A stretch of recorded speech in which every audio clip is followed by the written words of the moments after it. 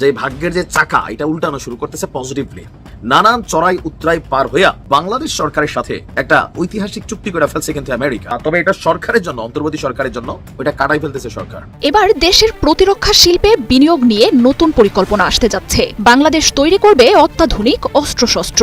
এদেশের সৈনিকরা নিজেদের তৈরি অস্ত্রই বহন করবে দেশ রক্ষার কাজে, এমন আশার কথাই শুনিয়েছেন বিডার নির্বাহী চেয়ারম্যান আশিক চৌধুরী। এই পরিকল্পনা বাস্তবায়ন হলে দেশের প্রতিরক্ষা শিল্প এগিয়ে যাবে আরো এক ধাপ। এই আশিক চৌধুরী এরকম 3টি টেক্কা ওনার হাতে আছে আপাতত। আমি যেটা শুনেছি উনি প্রথম টেক্কাটা আমাদেরকে উপহার দিয়েছে, আরো 2টি টেক্কা খুব শীঘ্রই আমাদের দেশে আসবে। ওর কলিজাটা কত বড় আপনারা ভাবছেন?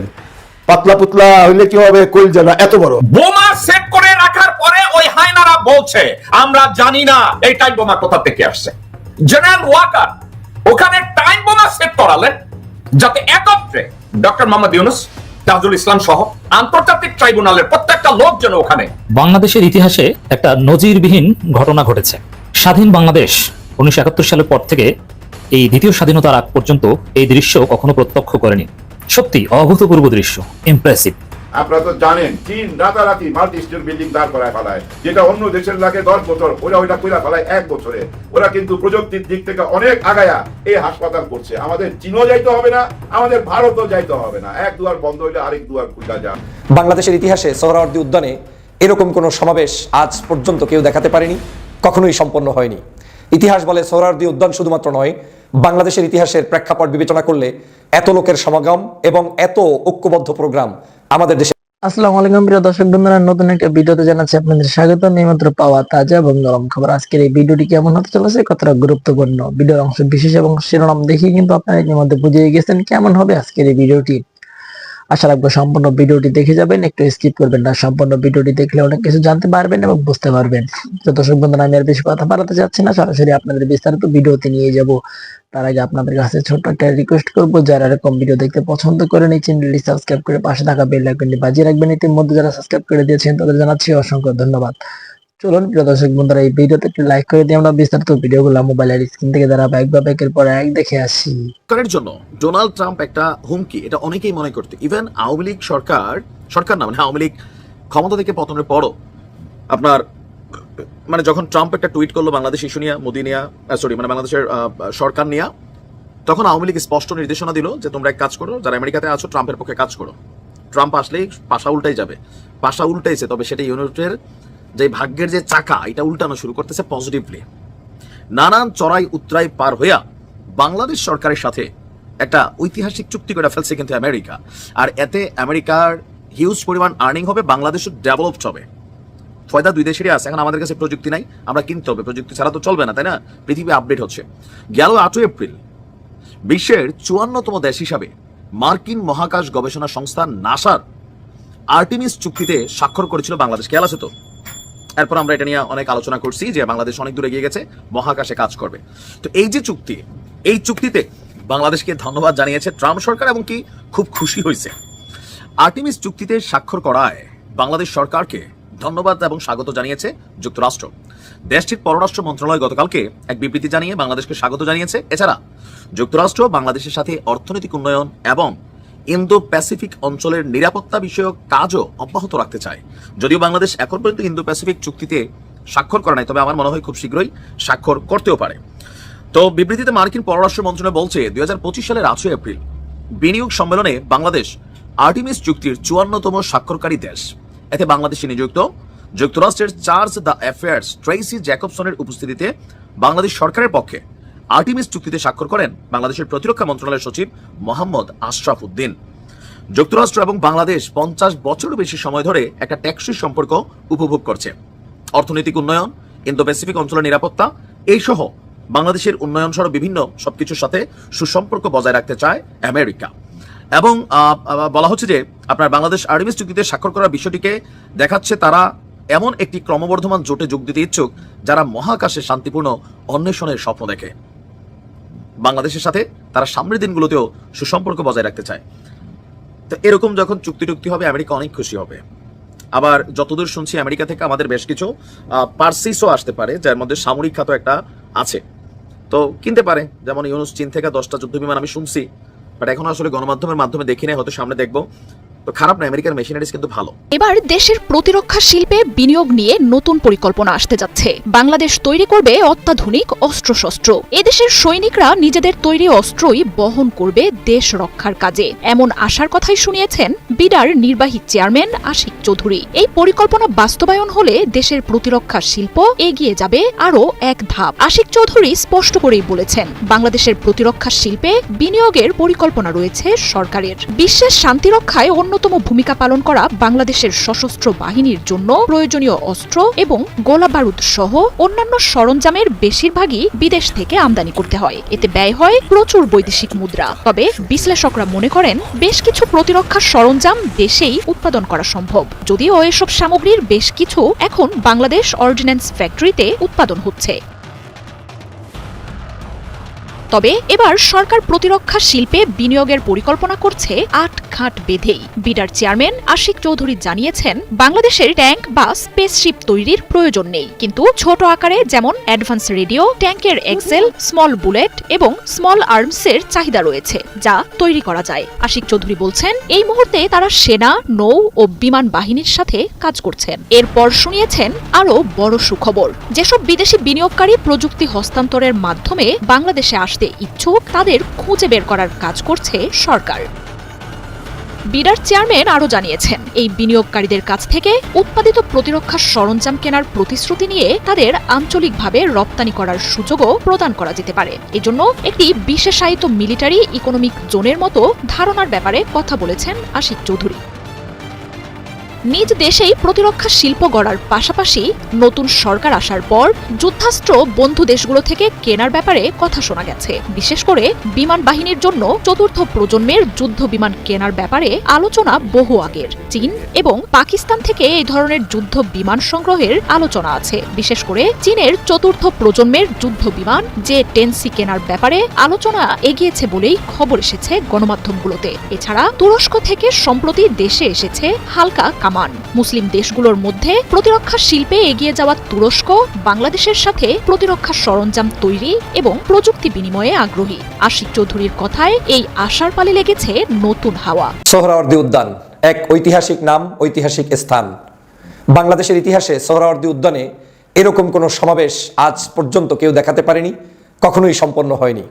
ইতিহাস বলে সোহরাওয়ার্দী উদ্যান শুধুমাত্র নয়, বাংলাদেশের ইতিহাসের প্রেক্ষাপট বিবেচনা করলে এত লোকের সমাগম এবং এত ঐক্যবদ্ধ প্রোগ্রাম আমাদের দেশে কখনোই হয়নি। আমাদের দেশে বহু দলের প্রোগ্রাম হয়েছে, মতের প্রোগ্রাম হয়েছে, কিন্তু যার দল তার কাছে, যার মত তার কাছে।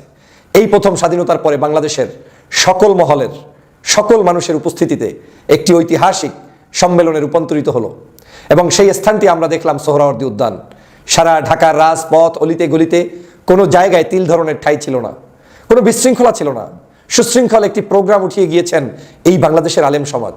আমরা যেই আলেম সমাজদের বিরুদ্ধে বিষোদ্গার করি, সেই আলেম সমাজ বাংলাদেশের ইতিহাসে বিনা টাকায়, বিনা পয়সায়, কারো কাছ থেকে ধার দেনা না করে, কারো পিছনে কোনো ইনভেস্ট না করে, কোনো ট্রাক কিংবা লঞ্চ ভাড়া না দিয়ে এত সুন্দর আয়োজন করেছেন।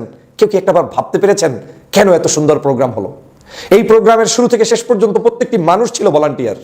আমি চোখ থেকে তাকিয়েছিলাম, শুরু থেকে শেষ পর্যন্ত লোকগুলোকে অবজার্ভ করলাম। সে ঐতিহাসিক, সে আসলেই বলার মতো ভাষা আমার কাছে নেই। বাংলাদেশের প্রখ্যাত ইসলামিক স্কলার শায়েখ আহমদুল্লাহ, তিনি একজন বিখ্যাত ইসলামিক স্কলার, কিন্তু এই প্রোগ্রাম করতে গিয়ে তিনি প্রোগ্রামের একজন ভলান্টিয়ার হয়ে গিয়েছেন। চেয়ার ছেড়ে দিচ্ছেন অন্য মানুষদেরকে, অন্য আলেমদেরকে, তিনি দাঁড়িয়ে থাকছেন, তিনি বক্তব্য দিচ্ছেন না, কিন্তু অন্য মানুষদেরকে স্পেস করে দিচ্ছেন। এই মানুষটি যখন ভলান্টিয়ার হয়ে গিয়েছেন, স্বভাবতই প্রোগ্রামটা আর কখনোই কোনো জায়গায় হিংসা বিদ্বেষে থাকার সুযোগ ছিল না।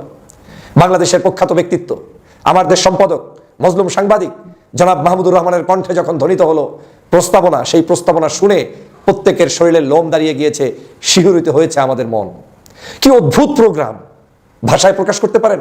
যখন বাইতুল মোকাররমের খতিব সাহেব হুজুর কান্না জড়িত কণ্ঠে গাজাবাসীর জন্য দোয়ায় মত্ত হলেন, সমগ্র লক্ষ লক্ষ মানুষের চোখে অশ্রু জল ছিল। মানুষটি ফ্লোরে বসেছিলেন, কখনো দাঁড়িয়েছিলেন, কখনো স্বাভাবিক অন্য মানুষদের সাথে গল্প করতেছিলেন, দোয়ায় মগ্ন ছিলেন। সে এক অভূতপূর্ব দৃশ্য। প্রিয় বন্ধুরা আমার, দেখেছেন কি কখনো বাংলাদেশের ইতিহাসে এমন কোনো আয়োজন, যেই আয়োজনে সব দলের, সব মতের মানুষরা উপস্থিত থাকতে পারে?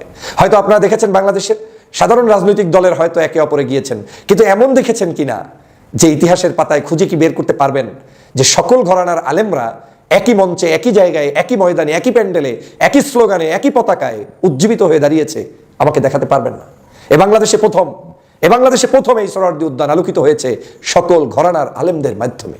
কি জামাতি, কি হেফাজতি, কি চরমনাই, কি কওমি, কি আলিয়া, কি অন্য মাদ্রাসা, কি অন্য পীর সাহেব, সব মানুষের এক আলিঙ্গনের কেন্দ্রবিন্দু ছিল এই সোহরাওয়ার্দী উদ্যান। পীর মাশায়েখ অলি আল্লাহদের পদচারণায় মুখরিত ছিল সোহরাওয়ার্দী উদ্যান। বাংলাদেশের সকল বিখ্যাত ব্যক্তিদের পদচারণায় মুখরিত ছিল সোহরাওয়ার্দী উদ্যান।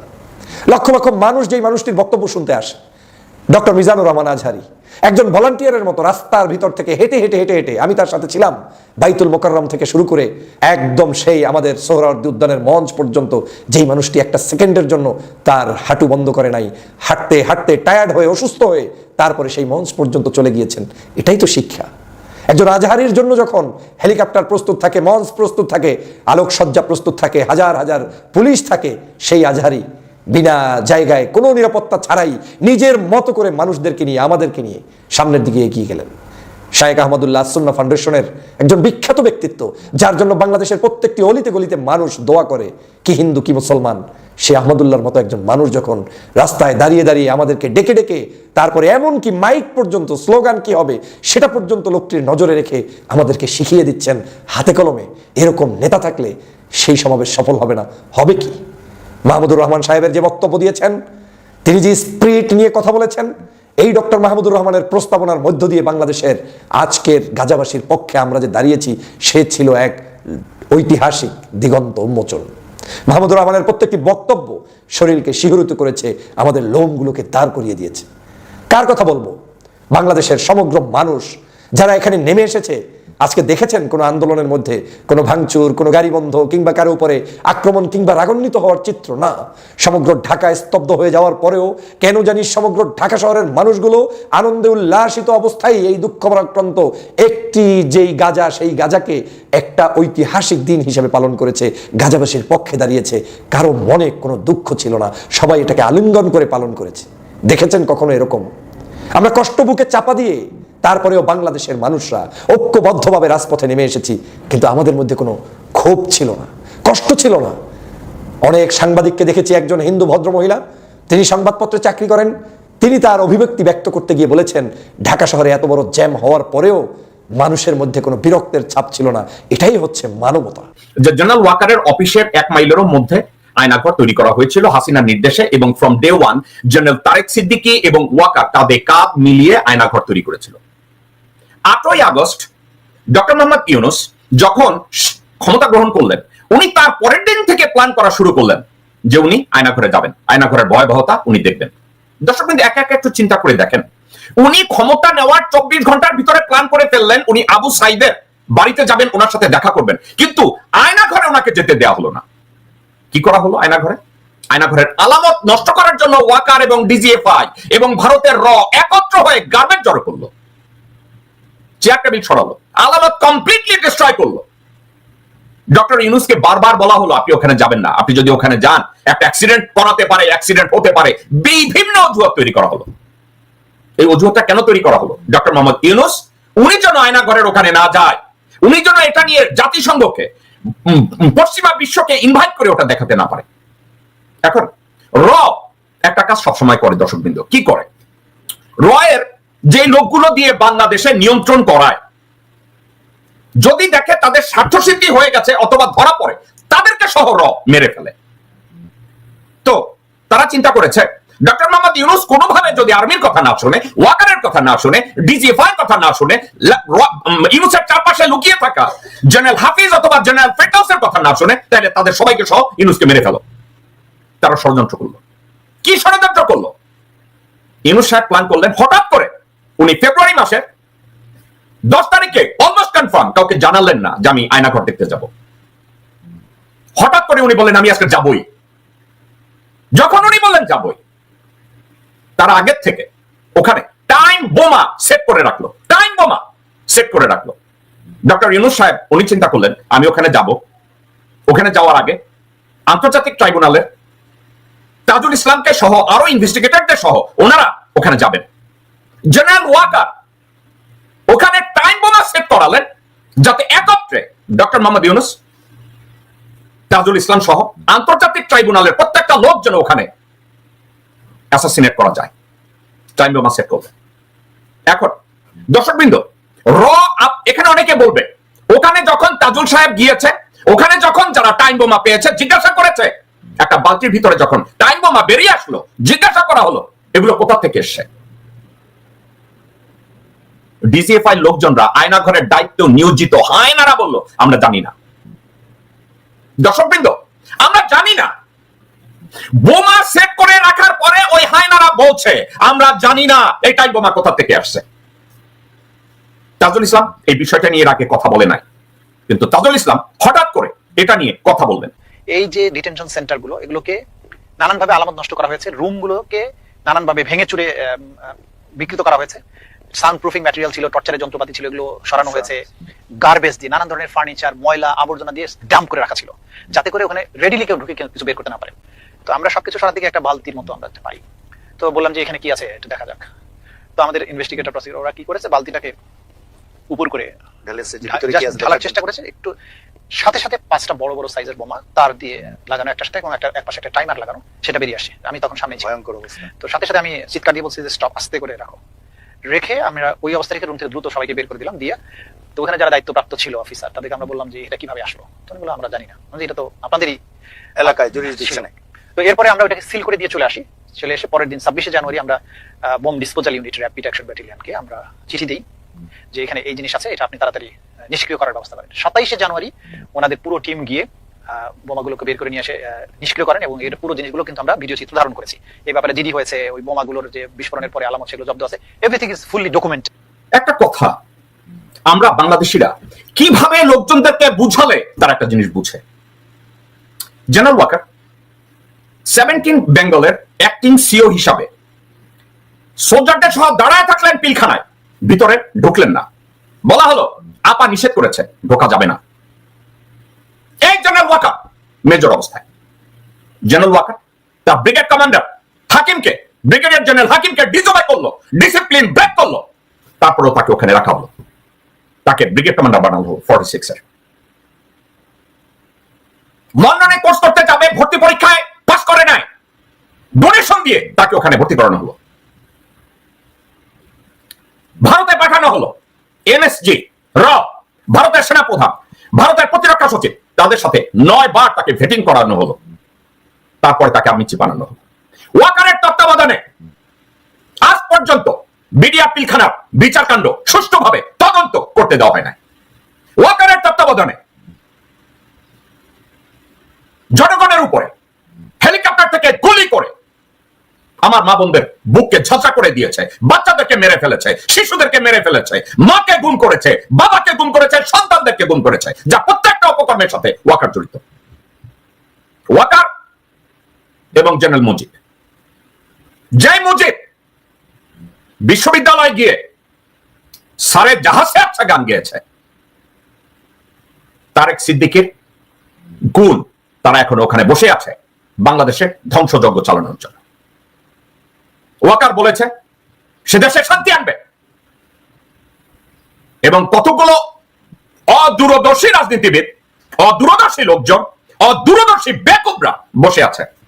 ওয়াকার বাংলাদেশের সালভেশন নিয়ে আসবে, রাজনীতিতে সালভেশন নিয়ে আসবে, রাজনীতিতে রিফর্ম নিয়ে আসবে।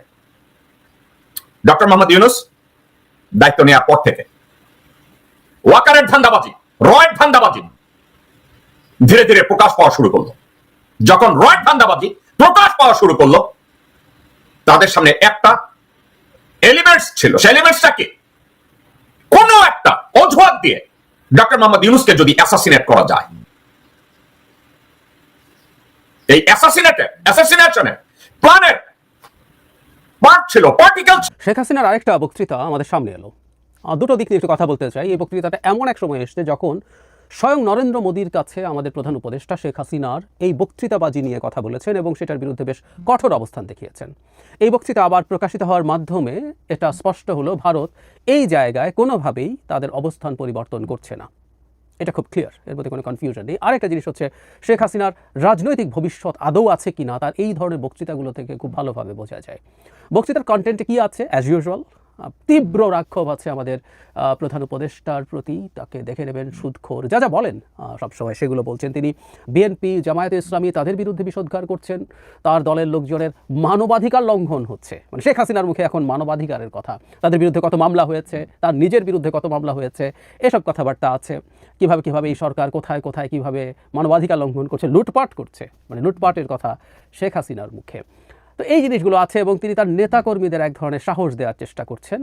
তিনি আসবেন, তিনি থাকবেন, তাদের বিজয় হবে ধরনের কথাবার্তা। তিনি দুভাবে আমাদের সামনে তার বক্তব্য আনেন। একটা হচ্ছে তিনি ফোন কল করে সেটা রেকর্ড করিয়ে ছেড়ে দেন কখনো কখনো, আরেকটা হচ্ছে এক ধরনের ওয়েবিনারে কানেক্টেড হয়ে রীতিমতো বক্তৃতা করেন, অডিও বক্তৃতা। এখনও তিনি তার চেহারা দেখাচ্ছেন না। আমি প্রায় বলি এটার প্রধান কারণ হচ্ছে আমরা এখন একদম বৃদ্ধ, ভেঙে পড়া, ভীষণ মলিন একজন শেখ হাসিনাকে আমরা দেখব। যদি চেহারা দেখি সেটা তিনি দেখাতে চান না, যদিও তার বক্তৃতার মধ্যে তার ভয়েসের টোনে, তার ভয়েসের কথার ঢঙে তার হতাশা, তার পরাজিত ভাব খুব স্পষ্ট। যাই হোক, এইটা তাহলে এবার ফোন কল না, রীতিমতো বক্তৃতা আবার করেছেন। তাহলে শুরুতে যে কথাটা বলছিলাম সেটা হলো বক্তৃতা করানোর মাধ্যমে ভারত এই বার্তা আসলে আমাদেরকে দিচ্ছে শেখ হাসিনা ভারতে বসে এসব করে যেতে পারবেন, এবং আমাদের প্রধান উপদেষ্টা স্বয়ং যে কথা বলছেন সেটাকে ভারত পাত্তা দিচ্ছে না, এটা খুব ক্লিয়ার। এবং ভারতীয় যে ভার্সন আছে সেখানে আমাদের দিক থেকে যখন এই কথাগুলো বলা হয়েছে তখন ভারতের কূটনীতিকদের সূত্র দেখিয়ে ভারতের মিডিয়া বলছে যে নরেন্দ্র মোদী নাকি এই ক্ষেত্রে বলেছে এগুলো মন্ত্রী পর্যায়ে আলাপ হতে পারে। তার মানে উনি বলতে চান যে এগুলো প্রধানমন্ত্রী পর্যায়ে আলোচনার মতো বিষয় না। সো উনি এটা ইগনোর করার চেষ্টা করেছেন এবং সেটার খুব ক্লিয়ার একটা বার্তা আমাদের সামনে আছে। যদি আমাদের প্রেস সচিব, প্রধান উপদেষ্টা প্রেস সচিব যখন তার ফেসবুক স্ট্যাটাসে লিখেছিলেন যে এমনকি শেখ হাসিনাকে ফেরত দেওয়া নিয়েও নাকি ভারত খুব বেশি নেগেটিভ ছিল না এবং তিনি একটা ঐতিহাসিক বিচার শেখ হাসিনাকে এনে হবে এই আশা প্রকাশ করছেন, তখন ভারত রীতিমতো শুধুমাত্র শেখ হাসিনার একটা বক্তৃতা দেওয়াও বন্ধ করেনি। সুতরাং আমি তখনই বলেছি এটা হওয়ার কোনো কারণ আমি দেখি না, আসলে এমন কোনো কারণ নেই। ওটা একেবারেই একটা এক্সেজারেটেড আশাবাদ ছিল প্রেস সচিবের দিক থেকে। সেটা এখন প্রমাণিত যে এখন শেখ হাসিনার বক্তৃতা, মানে ভারত যদি ন্যূনতম সদিচ্ছা শেখ হাসিনাকে নিয়ে দেখাতে চাইতো সেটা হচ্ছে তার কথা বলা বন্ধ করা। ভারত শেখ হাসিনাকে দেবে না, ভারত এটা অ্যাফোর্ড করতে পারে না কোনোভাবেই পারে, এবং ভারতে অবিশ্বাস্য রকম মতৈক্য আছে শেখ হাসিনাকে সেই দেশে রাখা নিয়ে। কিন্তু বক্তৃতাটা, তার এই কথা বলাটা বন্ধ করতে পারতো, সেটাও করছে না। সো শেখ হাসিনার ব্যাপারে সরকারের দিক থেকে যে আশাবাদ দেখানো হয়েছে এটা একেবারেই ভুল এবং বাজে, সেটা ভারত প্রমাণ করলো ক্লিয়ারলি। আমাদের এই ব্যাপারটা মাথায় রাখতে হবে। তবে আমাদের সরকারের দিক থেকে এই চাপ আসলে চালিয়ে যেতে হবে, কারণ কারোর সাথে আমরা যখন কোনো নেগোশিয়েট করতে যাই, তাকে যখন আমরা ব্যাকফুটে ঠেলে দিতে চাই, তখন এই ইস্যুগুলো কাজে লাগবে। নট অনলি তার কথা বলা, তাকে ফেরতও চাইতে হবে, পাবো না তারপরও চেয়ে যেতে হবে। আরেকটা জিনিস বলছিলাম যে তার রাজনৈতিক ভবিষ্যৎ আসলে আর আছে কিনা। মানে শেখ হাসিনার স্পিচ যখন শুনি আমি প্রায় বলি যে অসাধারণ কোনো বিনোদন হয় না। মানে একজন অকল্পনীয় রকম পাওয়ারফুল মানুষ কতটা ধ্বংসপ্রাপ্ত হয়েছেন, কতটা শেষ হয়ে গেছেন, কতটা নির্বল, মানে দুর্বল হয়ে গেছেন, তার কোনো শক্তি নেই, তার সেই সকল হ্যাডাম নাই, সেই জিনিস দেখার চেয়ে আনন্দময় কিছু আর হতে পারে না।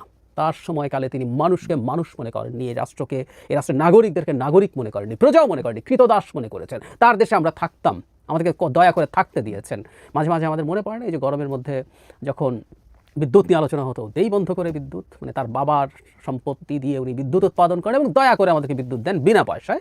সো মাঝে মাঝে বিদ্যুৎ বন্ধ করে দেই, এরকম হুমকি টুমকি দিতেন এবং অত্যন্ত নোংরা অ্যাটিটিউডে, জাস্ট সহজ ভাষায় যদি বলি জাস্ট ইত্রামি দেখতাম তার আমরা। সেই শেখ হাসিনা এখন এভাবে কথা বলছেন, হম্বিতম্বি করার চেষ্টা করছেন, এটা করব ওটা করব, মামলা করা হচ্ছে, এসব বলছেন। এগুলো তার রাজনৈতিক ভবিষ্যৎ সম্পর্কে একটা খুব ক্লিয়ার ইন্ডিকেশন আমাদের কাছে দেয় এই বক্তব্যগুলোর মধ্য থেকেই। শেখ হাসিনার পতন আসলে কখন শুরু হয়েছিল আমি ব্যক্তিগতভাবে মনে করি এটা হচ্ছে র্যাব যেদিন শেখ হাসিনার সময় 22 সালের শেষের দিকে ডিসেম্বরে যখন র্যাবের উপরে আমেরিকা স্যাংশন দেয়, শেখ হাসিনার পতন আসলে সেদিন শুরু হয়েছে। এবং পরে আমেরিকা যখন ভিসা পলিসি ঘোষণা করে, এটা তার পতনকে খুবই ত্বরান্বিত করে। কেন এটা? আমি তখন বেশ কিছুদিন আগে ওই সময় একটা ভিডিও করেছিলাম। সেই ভিডিওতে আমি আসলে আমার মূল যে আর্গুমেন্ট ছিল, এবং সেটা আমি পরে বিভিন্ন টিভি টক শোতেও একই কথা বলেছি, যে শেখ হাসিনা একটা অকল্পনীয় শক্তিশালী মানুষ এবং তার অকল্পনীয় সক্ষমতা আছে, তিনি সব ম্যানেজ করতে পারেন। আমি আওয়ামী লীগের লোকজনকে টক শোতে দেখেছি এবং ব্যক্তিগত পর্যায়ে অনেকেই শেখ হাসিনাকে খুব পছন্দ করেন, আমার কাছে মনে হয় অন্তত আমার সামনে সমালোচনার ঢঙেও কথা বলেছেন, কিন্তু প্রত্যেকে একটা জিনিস বিশ্বাস করতেন, আওয়ামী লীগকে ক্ষমতায় শেখ হাসিনা রাখতে পারবেন এবং সেটা তাদের একচল্লিশ, মানে উনি যতদিন বেঁচে থাকেন শি ক্যান ম্যানেজ এভরিথিং। এই বিশ্বাসটা আসলে সবার মধ্যে ছড়িয়ে গিয়েছিল।